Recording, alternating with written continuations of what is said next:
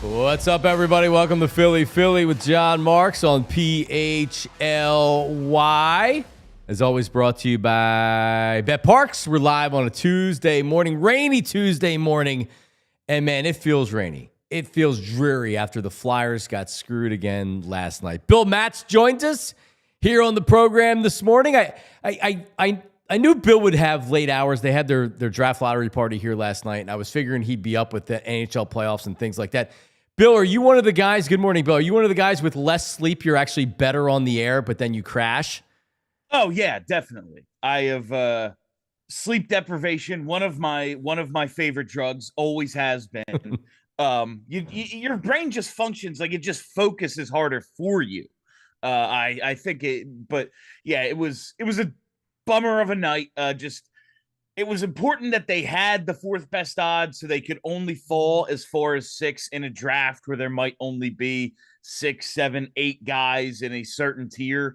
But we were saying before we went on air, God forbid the good thing happen.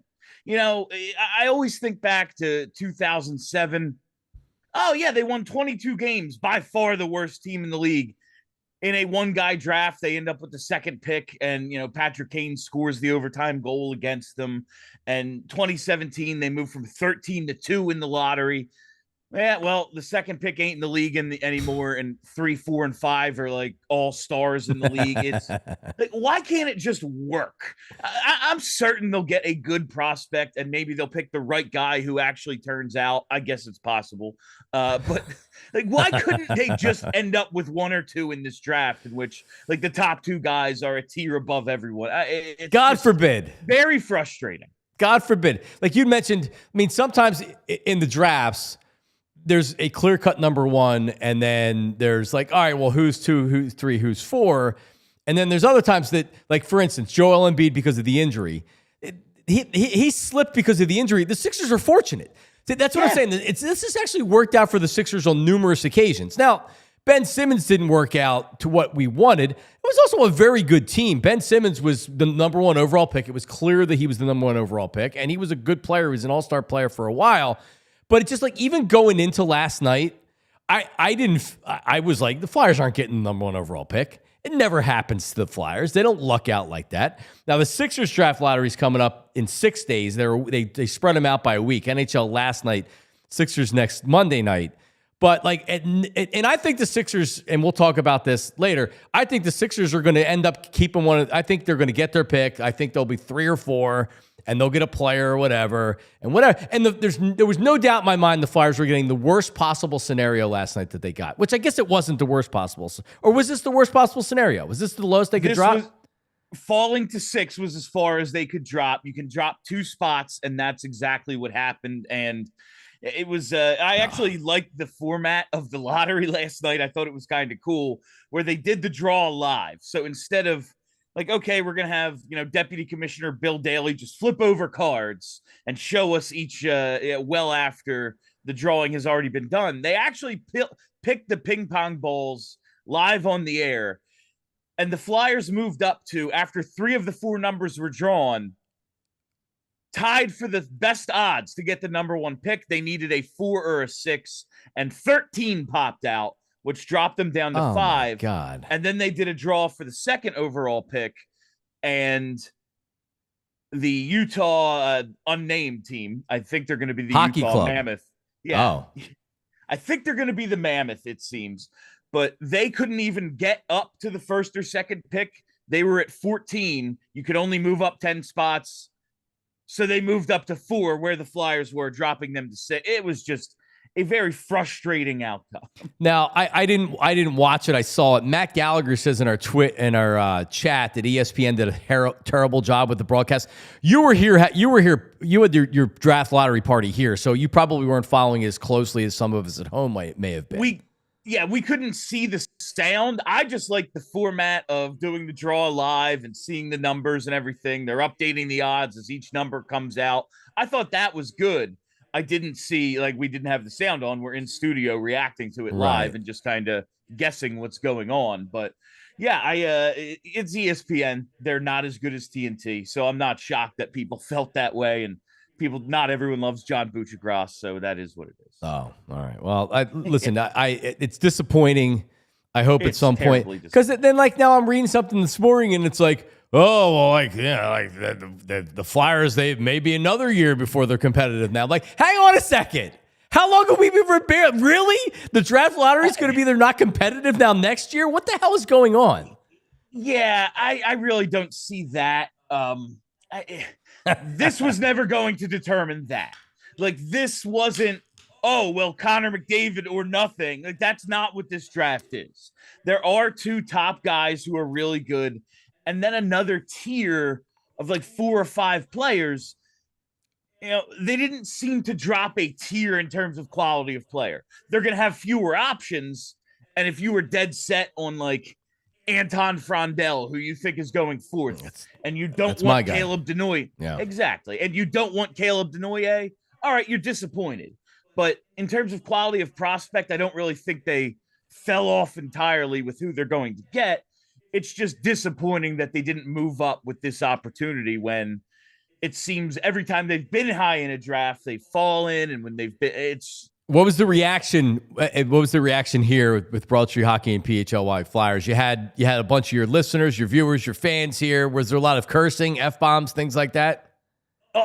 Because of the way it went down, everyone was so excited. Okay, they need one more number to come out their way, and they have this fourth pick or this first pick. It's going to be great. And then the deflation was just wah, wah, wah. Because the feed we're watching was, I think, 10 seconds behind the one in the other room, and we could see the whole party reacting.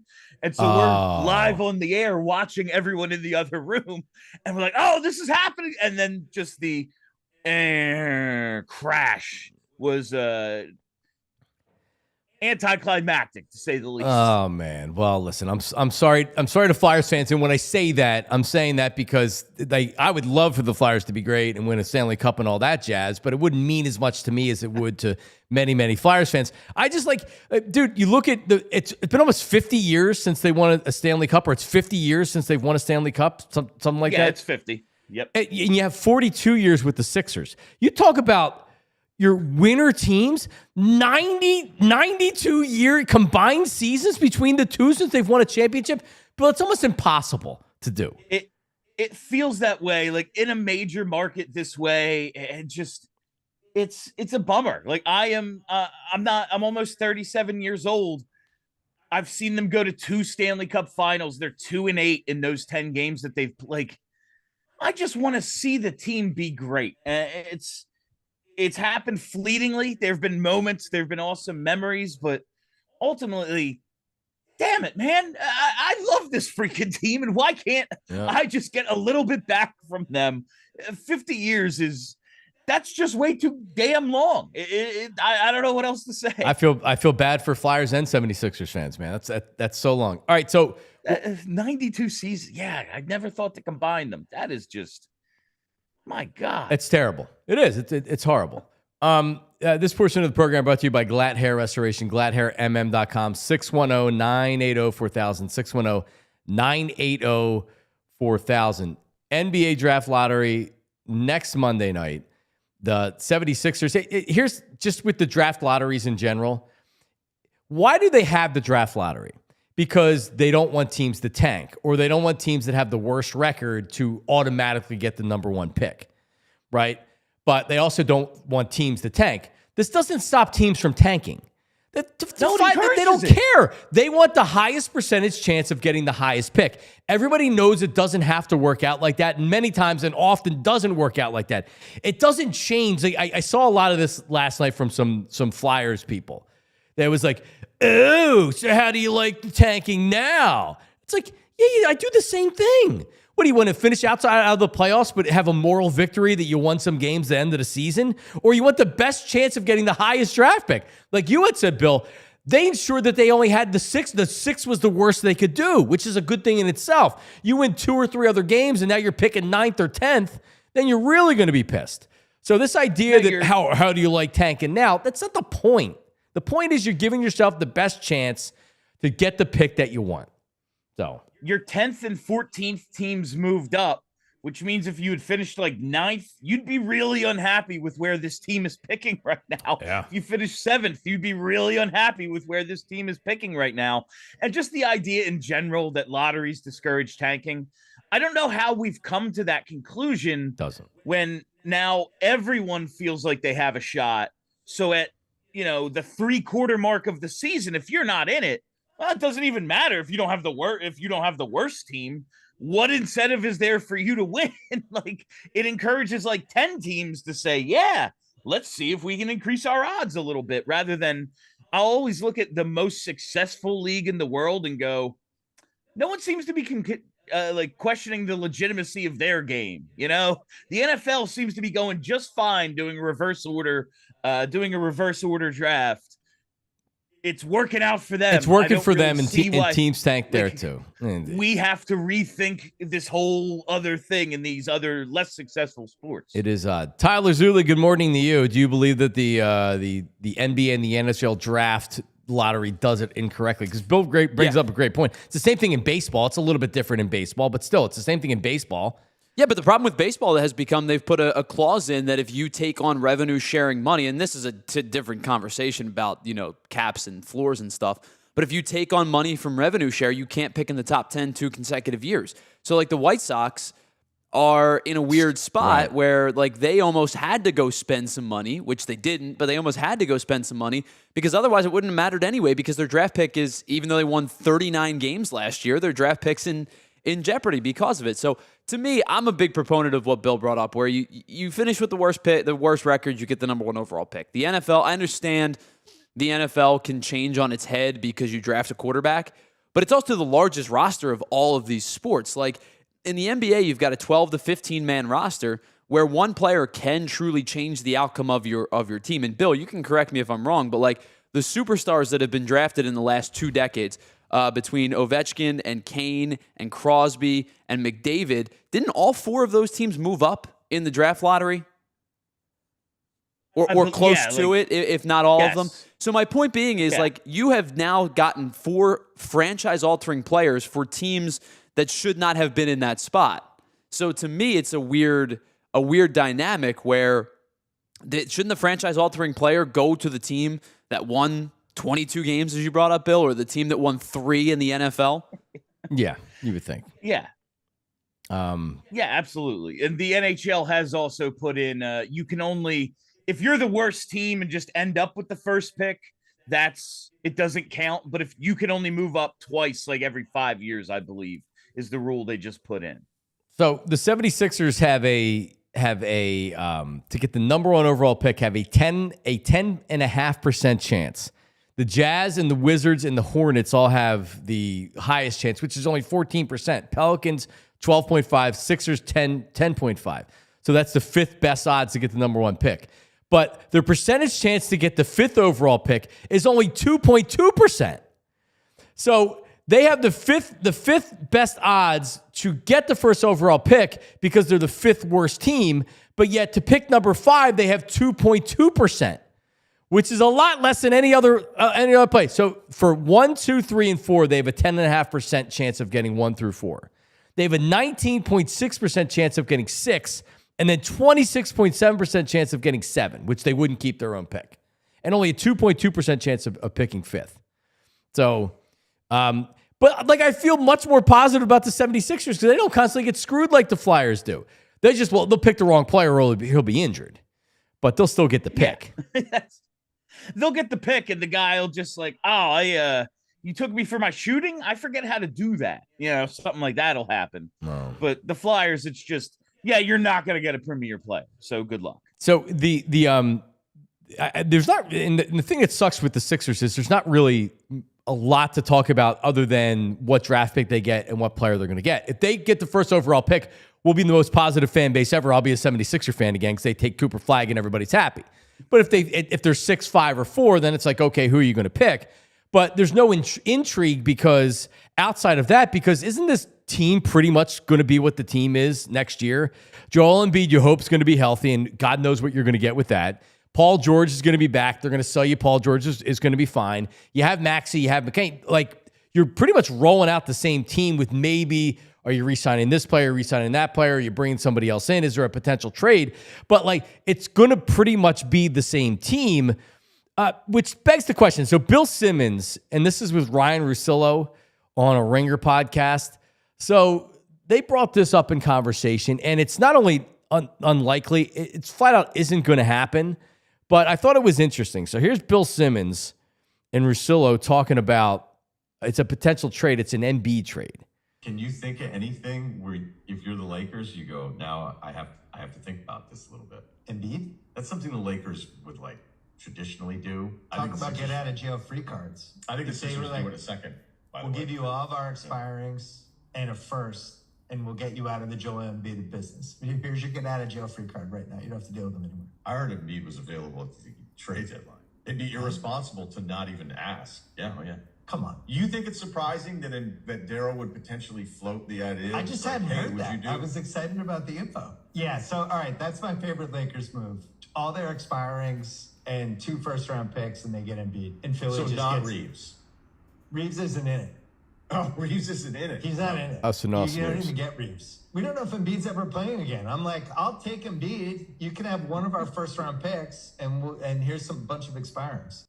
All right, so we do know Embiid's going to play again. It's just a matter of, does he play 40 games in a season? Does he play 35? Does he play 60? He's not going to play 60. You know what I mean? Like, he's going to play. He's going to play again. But his point is he ever going to be the player that we saw before? And, I mean, he can't do it year after year. So the question, Bill, is would you trade him just to trade him at this point? Yeah, absolutely I would, John.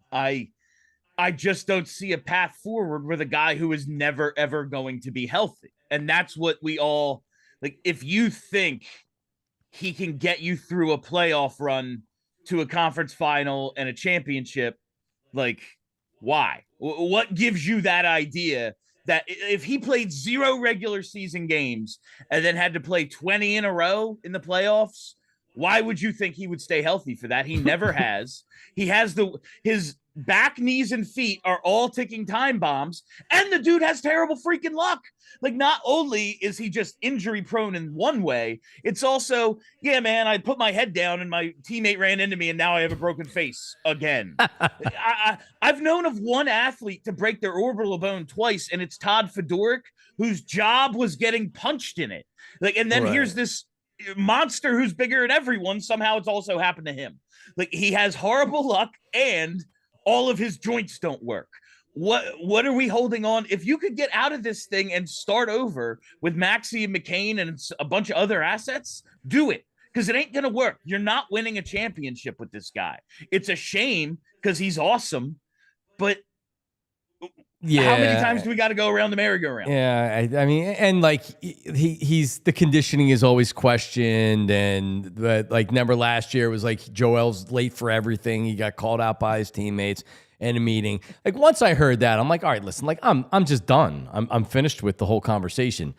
So the question is it worth it just to get rid of him now, or do you kind of hold out for the exact right time? And I don't think there's any exact right time, talking about when you have a chronic knee condition, and you mentioned all the other stuff, just bad luck. He could get any injury at any time, and no one would be surprised. Well, no, he had Bell's palsy during the one playoffs. I mean, Jesus, like, poor guy.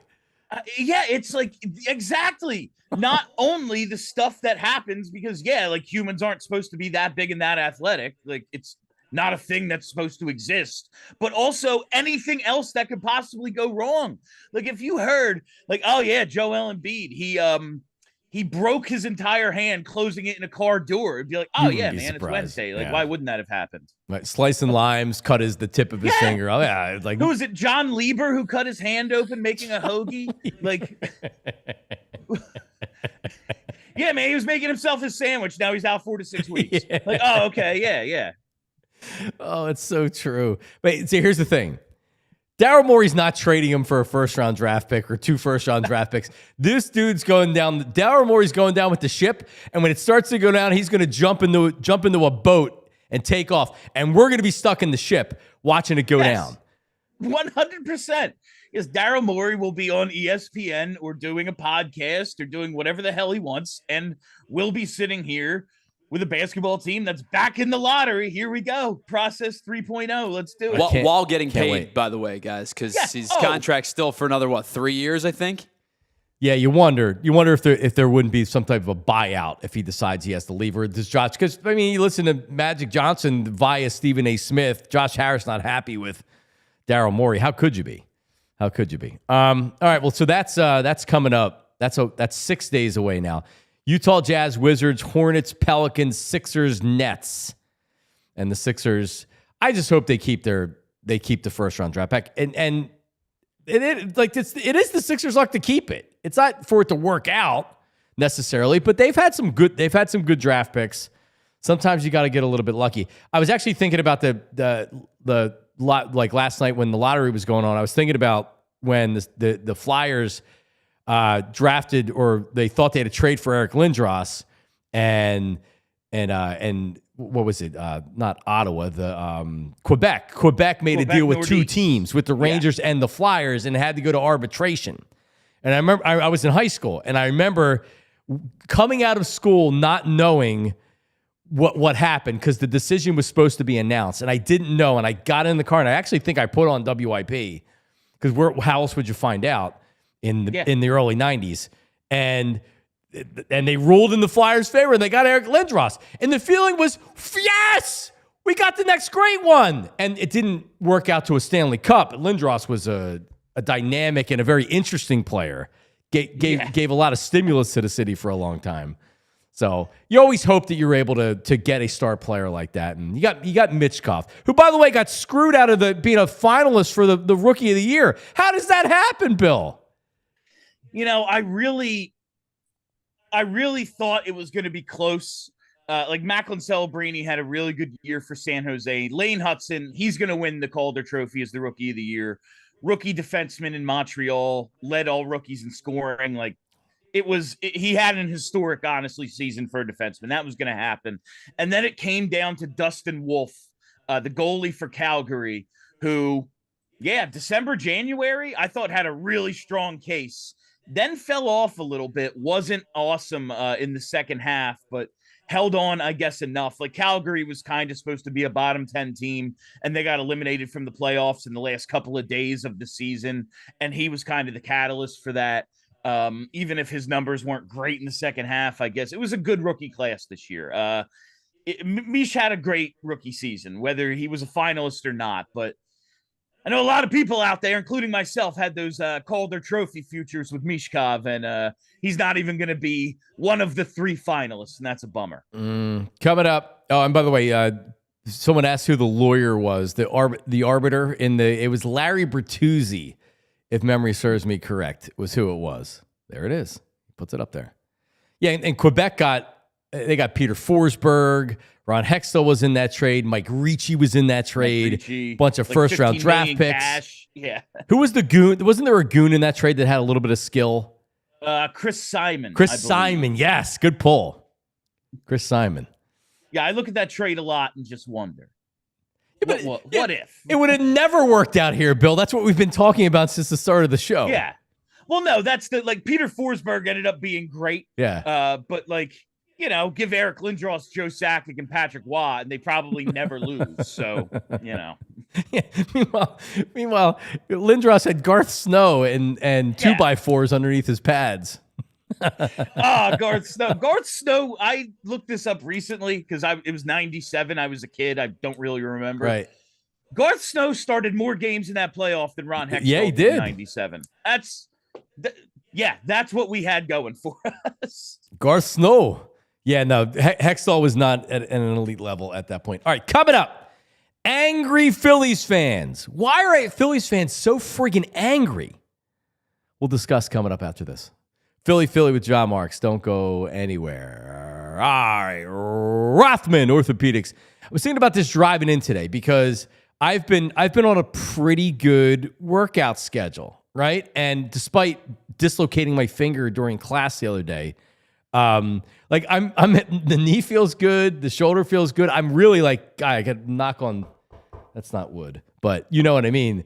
Like I'm in pretty good shape, right? So this time of year, the weather's been great. There's a lot of people out there that probably aren't feeling great because of their knee or their elbow or their shoulder or whatever it is. Maybe your joints are aching, your back's giving you a problem. Regardless, even if it's not because you've been more active because it's spring and the weather's good, it doesn't mean that you have to live in pain, right? So what you might think is just, it's a nagging pain. And I mean, it does. I just have to take ibuprofen after I'm active and doing things. Hang on a second. You don't have to live like that. Rothman Orthopedics, they specialize in you, and they have a specialty for every body part, right? So they have a team, not just a doctor. They have a team that's laser focused on their specialty. Hip, knee, spine, you name it. They have a team for your body part right in your backyard. And we're talking about 30-plus convenient offices, urgent cares, and walk-in centers. One up in Limerick is where I went for my shoulder. I've been with my daughter to the urgent care as well. And you're not going to find better care. Full spectrum of orthopedic care that includes x-rays, bracing, MRIs, physical therapy. I did PT up there. And experts in the industry. Rothman is outperforming everybody out there. New patients, just check them out. Check them out right now. Over 50 years, Rothman specializing in orthopedics, and you visit rothmanortho.com/PHLY. rothmanortho.com/PHLY. You can make an appointment right there. Get more information. All right. Empire. Need new carpeting? Need new flooring? Whatever it is, Empire.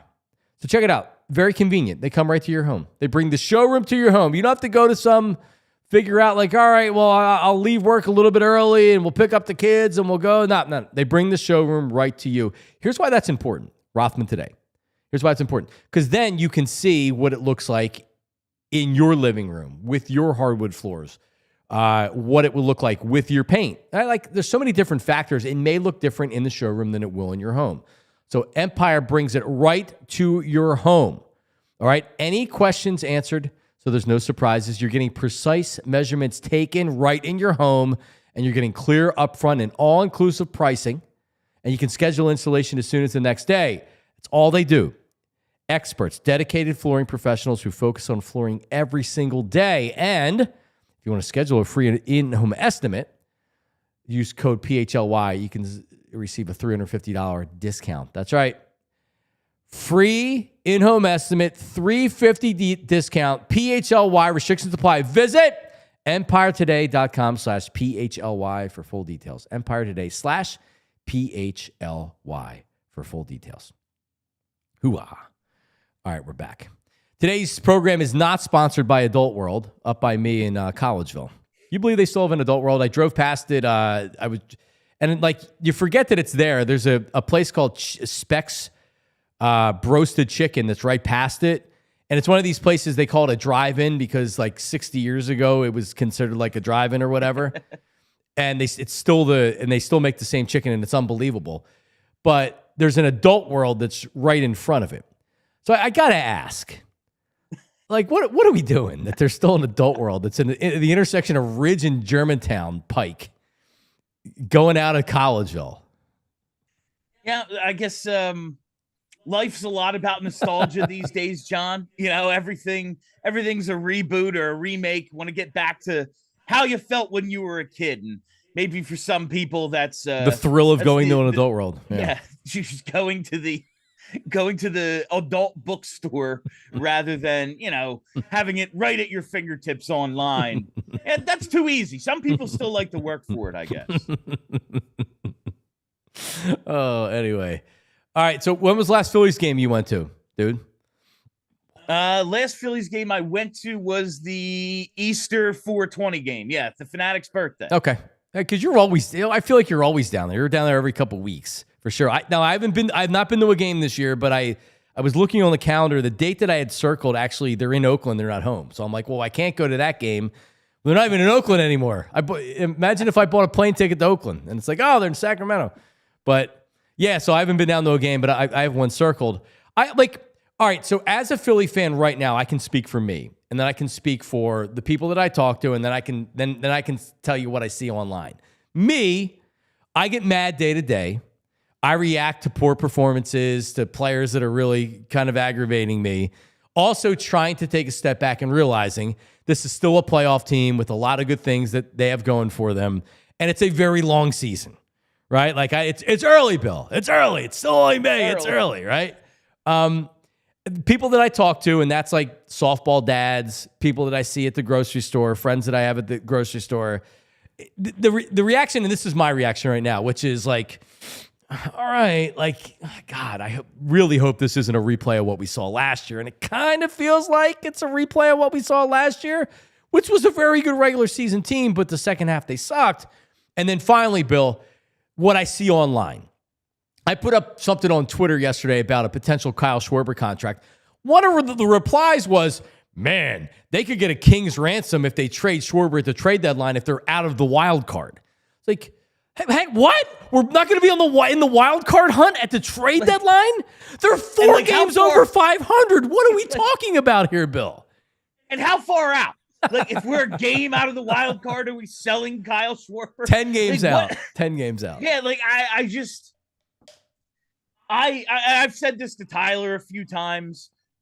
I try to remain, okay, nothing really matters until like Memorial Day. How much?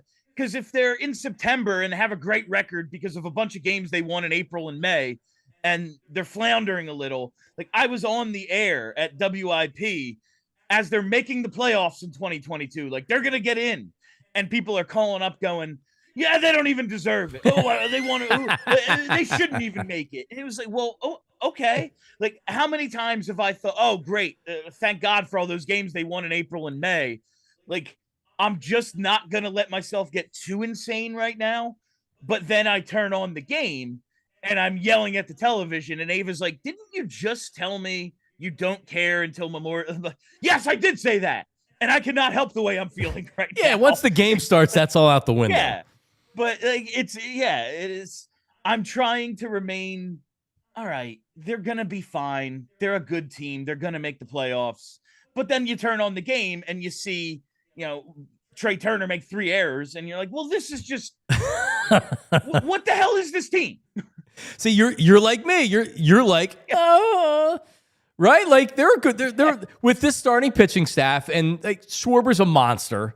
Leads the league in home runs. Bryce is starting to heat up. Bryce is very upset. He's apologizing to everybody because of the slow start, right? Like ultimately, they're gonna make the playoffs. It's a matter of what they do in the playoffs. So I can't go crazy now. But Tyler, we were talking about this before the show. It's like, by the way, it's okay to get upset after losses. It's okay to want Bohm. Like I want Bohm out of here. I've officially flipped the switch on Bohm. I can't take. He has 5 freaking extra base hits, no home runs. Like, come on, give me a break. But like, Tyler, like it's okay to get mad after losses. It's okay to be frustrated without, oh man, they can trade Kyle Schwarber if they're out of the wild card hunt. They're not going to be out of the wild card hunt. Like, yeah, give me a break. It's perfectly fair to get mad after an individual loss. I think there's probably four games, maybe 5 games that I could point to this year and say I got mad after that loss. The most recent one was the loss to the Mets. Not the game that they had they were down 5-0 and made it 5-4. The game after that, they lost 5-1. Bill, you were on with me for the watch along. We used the word lifeless like 20 times, right? Because it was just a pathetic performance. That was a game that really frustrated me. The Marlins game where they lost in extra innings after blowing the lead, that game frustrated me. There was games against the Braves where they're up 2-1 in the 10th, give up 3 in the bottom of the 10th and lose that game. Like, you could be mad about individual games, but the Phillies are 4 games over 500 right now. They've won 3 consecutive series. And the weird thing is, guys, there are 10 teams with more wins than the Phillies this year, but 5 of them have 1 more win. The Phillies have 19. There are 5 teams in Major League Baseball with 20. So, like, it's not, there's a couple of teams with more, right? The Padres are off to a pretty torrid start. Yeah. The Mets obviously have more. The Cubs have more.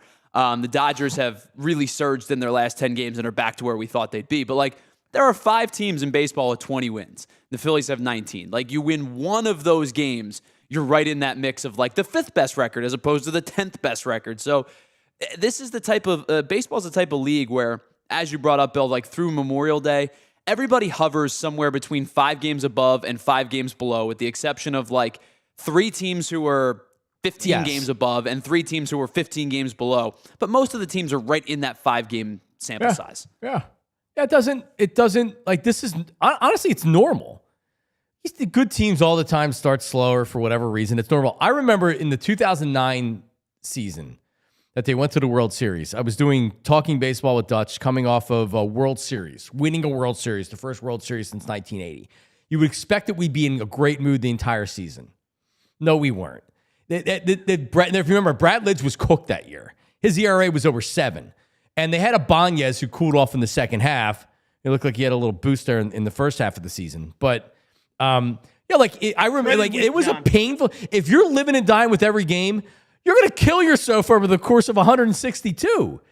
So, like, yeah, it can be frustrating. But honestly, Bill, I'd rather them be doing this right now and then let them get hot late. Last year, they were like, they're on pace to win 120 games. How did that end up for you at the end of the season? No, exactly. We will forget all of this if they're awesome by the 4th of July. Now, that said, there are a lot of concerns and, like you said, things going on that make you think, okay, is this kind of the same team as last year? Do they still have all the same flaws? But it's probably all going to be okay in terms of a playoff baseball team. And I know we have raised the standard and, Middleton can say he wants his damn trophy back. But a playoff baseball team, even with the expanded playoffs, that's a lot more than I've had most of my life. So I'm willing to take that, but it is like, do we want to lower our expectations that much? It's disappointing, but the team is good. And you're just hoping that they can get something together and get hot at the right time. Well, I think, Bill, that what you just said right there is an important piece. Like, the floor for this team at this point is the playoffs, right? If they miss the playoffs, it's a wild failure. Oh, people get fired. Yeah, people get people are losing fired. their Guys jobs, get traded. Right? There's no question about that. So the floor at this point is to make the playoffs. The ceiling still is a deep run. Even if they have shown cracks in the past couple of years, the ceiling still is a deep run. So your point there is so true, where, if your floor is the playoffs, that's a pretty successful run. And that's where, yes, you probably should have higher expectations. Bryce Harper golfing yesterday and putting it out on social media. Very upset with his performance so far this season. He said he's frustrated on a bigger level. I just want to come through for the team and play well. Obviously, I've been through ruts in my career and gone through the ups and downs and worse than what I'm on right now. But just frustrated for the fans, frustrated for my team. Not so coincidentally, there was a lot of talk. I heard Scott Fransky mention it on the broadcast on Friday night. There was a lot of talk about how Bryce looks disinterested and doesn't look like he's into it out there. So Bryce, who has aced every PR test since signing here, obviously said, you know what? Good time to come out and talk about how frustrated you are for the fans and for your teammates. And do it in a very genuine way, because he is frustrated. Bryce Harper is all baseball, man. I don't believe you go through ruts like this. You're a baseball player. You've had a long career already for Bryce Harper. Like, you got to try to hold it together and not totally go nuts. He's constantly tweaking his stance, the way he holds the bat and everything else. So I'm not like, Bryce, you're my guy, man. You'll be fine. He's been hitting the ball hard. He's still got 6 home runs. It's not like he has no home runs or something. So whatever. I don't know. No, like the disinterested, like we're reading into that. Like body language and all this, and it's like this guy is in his head trying to figure out his own game, and so maybe it doesn't look as if I I hate that. Oh, we're going to try to read what he's thinking right now. There's no way Bryce Harper's disinterested. He got a freaking tattoo of the mascot. Like, like that's like something I or you would have, John, it's true. and kind of do.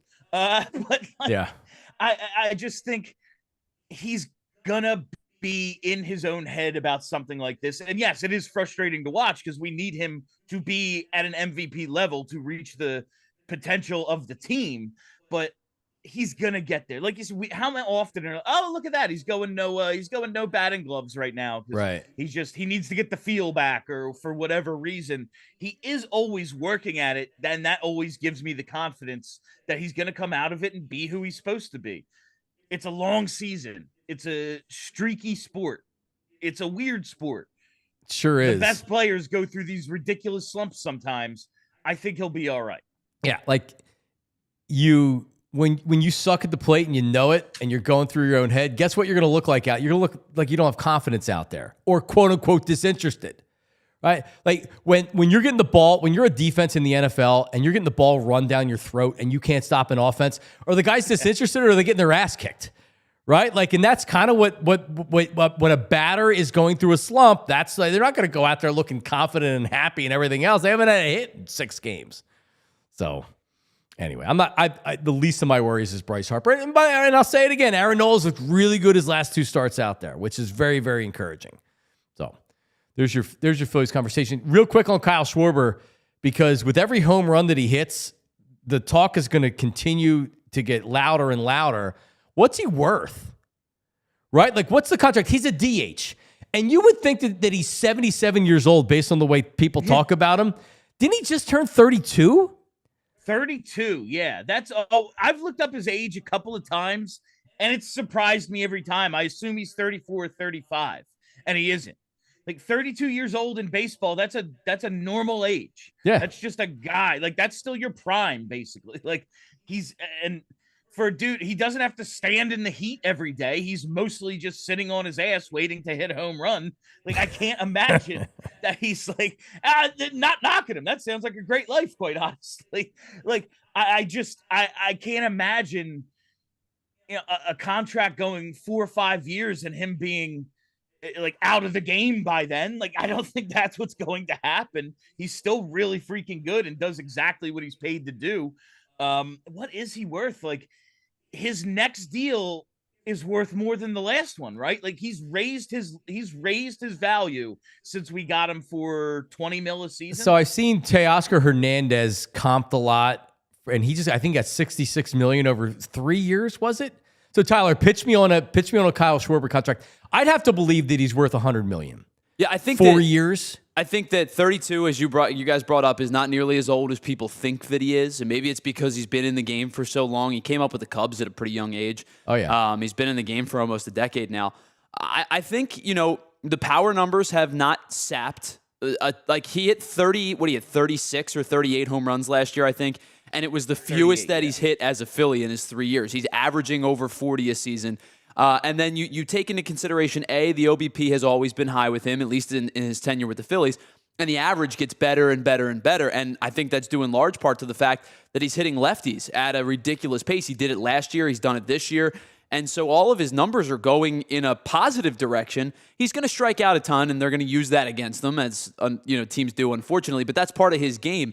I think you are looking at probably a 4-year deal, because I do think it's probably his last significant deal. He'll get another one after this somewhere, but I think it's his last significant deal.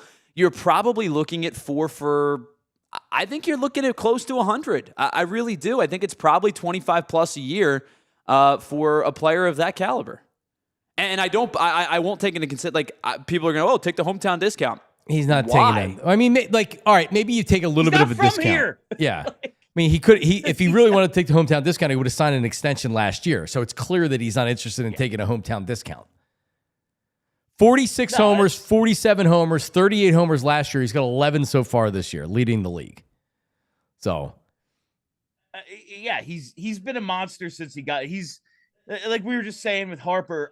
The least of my concerns is Kyle Schwarber. Like, he is going to do exactly what I think, and the sooner they can get this done, the better. And I am totally, 4 years, 100 mil? Sure, absolutely. That seems very much like of market value. And like Jimmy Rollins said, I ain't taking less. Like I can't imagine a world in which he's a hometown discount. Like this isn't his hometown. And I think that I could see it. He hasn't won his World Series here. Like, the city and I were so connected. I won a champion. No, this is his job. He's going to take what he can get. And if it's that, I'm fine with the Phillies giving it to him. And I could almost see a situation, and John, you and I talked about this the other day, where it could be 3 years as opposed to 4, and they jack the AAV up a little bit. And he gets $100 million over say three. three for 90 or whatever it is, as opposed to the 25 a year. You're talking about like 30, 32 a year. I could certainly see a scenario where that takes place. All right. Coming up, Jalen Hurts. Oh, he can find time to go to the Met Gala, but he can't go to the White House and he can't go to A.J. Brown's engagement party, huh? There's clearly a problem going on in the locker room with the Eagles. Chemistry problems, Bill Matz. We'll discuss it. Coming up right after this, Philly, and our BetParx Parlay of the day coming up too, which you don't want to hang around for. Because I lost another one last night. Philly, John Marks, 2-2. Back after this. All right, and believe me, it's not BetParx's fault that I suck at picking games right now. So don't hold it against them. Because Philadelphia baseball, we got a series down in Tampa, playing at a minor league park. Zack Wheeler tonight. How about that? So you have Philadelphia baseball, pro golf, pro hoops, killed me last night. Hockey playoffs, live bet it all, wager and watch baseball, the pro golf tour, plus pro hoops, hockey playoffs. Live betting is better on the BetParx app. You can bet individual player performances in baseball like player hits, home runs, RBI, strikeouts, and much more. The BetParx online casino is amazing. Has you covered. So you can obviously go on the BetParx online sportsbook app. But how about this? Live dealer blackjack, roulette, craps, poker, hot online slots, and new users get up to $1,000 casino bonus back if you're down in the first 24 hours. Go to betparx.com. You can download the app right now and enjoy all the action and excitement from the casino at your fingertips. You must be 21 and in PA, New Jersey, Maryland, or Michigan for BetParx. You love to play, you play to win, you bet BetParx gambling problem. Call 1-800-GAMBLER. Hoo-ah. All right, let's talk about springing in to, because, it's springtime now, and so that's everything is about spring and spring and spring and spring. How about TrueMark Financial? Spring means the spring in the savings. So if you have financial goals, like right now, my wife and I are trying to plan to go to Disney next year for the kids, all right? And it's like, that's you don't realize how much it costs, right? So what do? Well, check it out. Whether you're buying a house, you're trying to get that vacation, you're building your emergency fund back up, TrueMark Financial Credit Union has the perfect savings account for you. They offer high-rate certificates and money market accounts to help your money grow faster and work harder for you. Visit TrueMark.com for rates and to learn more. Federally insured by NCUA, rates are subject to change. TrueMark.com. Check it out right now. /PHLY, as it said right there. Bill Matz is back on the program. With a couple things here before we finish with this Eagles conversation. So last night, you probably didn't catch a lot of the NBA. I know you were up late watching sports, but the Celtics were up big over the Knicks. They were up 20. What was it, like halfway through the third quarter? And they end up blowing the game, and they lose it in overtime. So the Knicks go up 1-0 in that series. I still think the Celtics win. What happened was they couldn't hit a freaking three-point shot. Check this out. The Celtics took an NBA playoff record 63s last night. 63 pointers, Bill Matz. They missed 45 of them. Another record. So they missed 45 of 63s. I always love stats like that because at what point did anyone think, I don't know, maybe let's try to get the ball inside? No, they just kept jacking them up. So, and they won last year. And that's the game now. It is, and it sucks. I hate it. But that's the game right now. Joe Mazzulla, their coach, I remember him talking about this before they won, when he became the head coach. All they care about shooting threes. He believes the more threes that you shoot, the more that you're going to win. And there's analytics, I guess, that base that.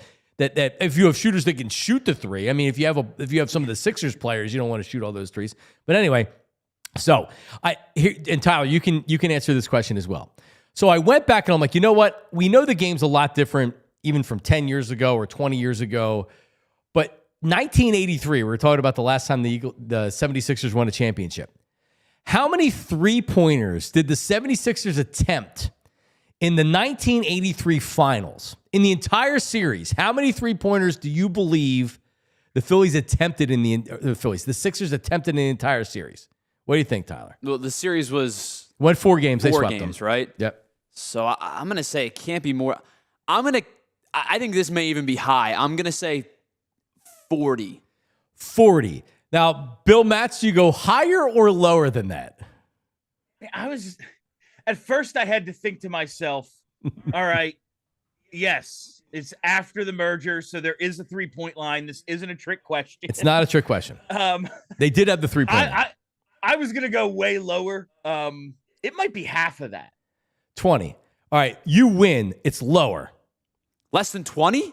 Lower. In 4 games? Lower. 3. 12. 3. Oh, 3. Andrew Toney went 0 for 2. Bobby Jones went 0 for 1. And that could have been at the end of a quarter where you chuck up something from mid-court. I don't know the context of the threes. 2 of these were 3. Guaranteed 2 of these 3 were heats. Right. The Lakers went 3 for 15 in the series. So combined between the two teams, they had 18 three-pointers in 4 games. Last night, the Celtics took 60 themselves.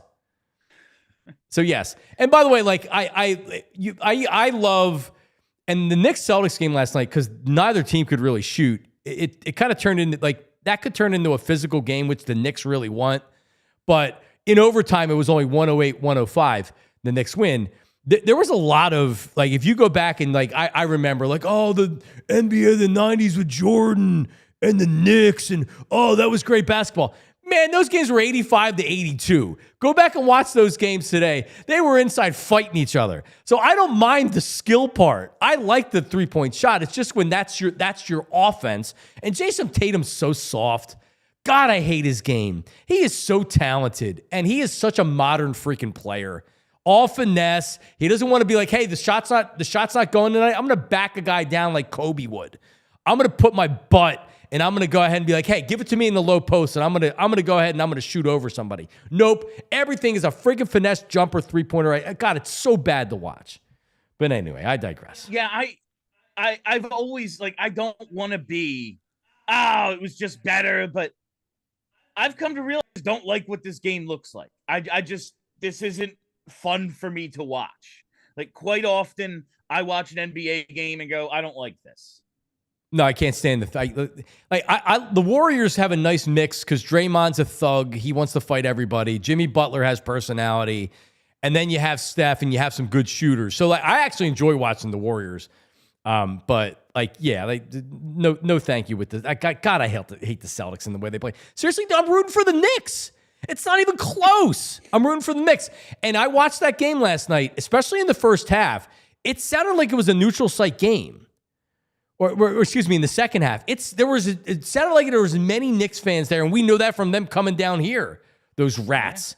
Coming down here and taking over Wells Fargo Center. But I found myself rooting for the Knicks last night, which I never ever thought I'd want to do. But I am. That's what I'm doing right now. Anyway. It's a sad state of affairs. There's nothing worse than a Boston team, quite honestly. Nothing. Oh, man, there's nothing worse. All right, so let's get to our BetParx Parlay of the day. All right. So, Bill, I don't even know what our... We were almost plus 200 last week. We've missed how many in a row now? 6 days in a row? Yep. And the funny thing is, John, I think every day so far we've had one of the legs wins. One leg wins, the other one doesn't. I can't. So I had OKC last night. It was 9.5 points. They were up 13 in the fourth quarter. They lost the game outright. So I'm glad they lost it. Once they were like, oh, they're not going to win this game. All right, well, I hope you lose now. And they did. So Tyler, lead us off, man. So Tyler's been outsourcing his pick to Andrew Frazier. Hey, don't give away our secrets. We've been hitting on soccer picks, so I don't know if we're going back to that right now. We're absolutely going back. I'm 2-0 in the last 2 picks. We're 100% going to continue to ride the wave. Champions League game today between leg 2 between Barcelona and Inter Milan. It was 3-3 the first game, so obviously aggregate comes into play and away goals and things like that. So you can do bands in soccer. You can pick and or plays, and so you could pick a winner outright, or you could say a winner and a tie. It changes the outcome a little bit. But I'm going to take at minus 225 because, John, we need a win, and I'm just going to keep trying to play the favorites. At minus 225, Barcelona or tie in this one. Gives me a band option to take 2 of the 3 outcomes. The only outcome that is negative for us in this regard is if Inter Milan wins. But I'm going to take Barcelona or tie at minus 225. Barcelona or tie. Where is that on the Barcelona or tie? I don't know. It's minus 225. Minus 225. Yeah. All right. Well, I'm like you. Sorry, it's down to minus 220 now. I apologize. Whatever. All right. So I'm gonna go. I'm gonna go with the Pacers won game 1. And I mean, there's no way on the road they're beating Cleveland again. So it's minus 400. There's not a lot of value in it. But Cleveland ain't losing this game. So I'm going to take Cleveland on the money line minus 400. I'm not even going to mess around with we need a win, man. We need a win. Parlay calculator. And we're going to go with your original bet because that's when you got it in. All right, you got it. So there you go. There you go, Bill Matz. We're not even going to include you in it because that's just another. Fair enough. 25, bet 1 was what? Minus 220 and minus 400. Not going to win us a lot for a $50 bet. Let's see, real time. $40 it wins us. 50 to win 40. We need something. We need something. We need something to say we won. All right, get on the board. There you go. All right, as we wrap up here, Bill Matz, Jalen Hurts at the Met Gala last night. I know you had to take breaks from the draft lottery party because you wanted to see what everybody was wearing. You know, this is. If there's one thing I appreciate, it's high fashion, John. You're fashionable in your own way. You just don't want to admit it, but you are. You certainly have a lot of swagger to you. But do we have Jalen Hurts from last night? He actually he got rated. I was looking at some grades, and he received an A+ from a couple different outlets. Joe Burrow looked like he was just showing up to some dinner, and he got a D or an F. He just had a regular suit on. But Jalen Hurts and his wife, they get married or they're just engaged now? They get married? I don't even remember. There he is, Jalen Hurts. See, they look good. Look good. But I want to know, Jalen, you didn't have a scheduling conflict for the Met Gala, did ya? Couldn't go to the White House, huh? Jalen, you're not at A.J. Brown's engagement party? Oh, you guys really do hate each other. The team's going to suck next year because you guys hate each other. Why couldn't you have went down for that? Scheduling conflict again? You know, Bill, this team's falling apart right before our eyes, man. Unbelievable. Yeah, of all the concerns in Philadelphia, it should be the Super Bowl champion team that has lost 15 times in the last 3 years. That's what we should be concerned about, is this team that's really freaking good every single season, and the quarterback who we constantly doubt and then goes to the NFC Championship. This should be our top priority right now, John, is figuring out why Jalen had time for the Met Gala, but not the White House 2 weeks ago. That's clearly the number one issue in Philadelphia sports, and I hope we get to the bottom of it. I mean, you have a PI friend, right? Maybe we could look into this. I actually have a friend that works at the DA's office. That's a detective in the DA's office. This is very, very easily he could figure this out. Yeah, well, he needs to be on the case. This is honestly where our tax money should be going. Until we get to the bottom of it, I don't know if there's anything else in my life that matters. Yeah. Because I know Tyler was very worried that he wasn't at the AJ Brown engagement party where John Legend was actually serenading the happy couple live with a song, with a baby making song. There you go. What would you wear to the Met Gala, Bill? This is what I would. Because there were some wild, like, it's just stupid when you look at it. It's like, all right, like you're trying to be stupid to stand out because some designer made you look like a robot. There's one person who looked like a robot last night. And like, I only saw it because it came in my feed and it's like Jalen Hurts. It's like, oh, Jalen looks great. You know, him and his wife look great. Who was it? Angel Reese actually looked fantastic last night. She had a really, really cool dress. She looked great. So, I mean, like, you know, like some like Kim Kardashian had her typical, I'm going to show my big butt off. Let me swing it from side to side on the way in and whatever. So anyway, yeah. So this, by the way, it's time for switch on over to allphly.com if you're watching on TV for overtime. There we go. All right. So Bill, now that when is the draft, by the way? When's the NHL draft?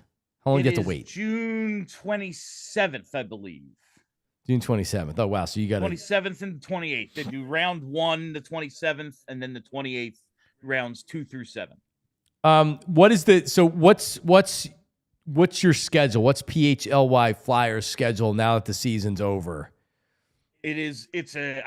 I am just in love with my schedule right now, John. Monday through Friday, noon to 1. It is fantastic. Oh man, our off-season schedule here. Of course, for the draft, we'll be doing a draft party, and you can come out to that. I'm sure we'll do a live watch along for day 2, like we did last year. Emergency shows when they eventually sign somebody, trade for somebody, hire a coach. But Monday through Friday, noon to 1. All right. Well, hopefully, Sixers draft lottery, and we'll have a party here. We're having a party here, right? Same thing as you guys had last night. PHLY Sixers, Kyle and Derek and Devon, they'll be here next Monday. So hopefully that ends up working out. All right. Well, everybody, have a great afternoon. Be careful out there if it's pouring rain. Anthony is live right now. So switch on over to him. Bill, great stuff as always, buddy. Go get some sleep. I plan on it, John. All right, buddy. We'll talk to you tomorrow live at 8 a.m.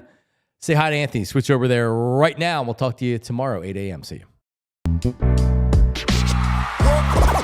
all silly like the mayor.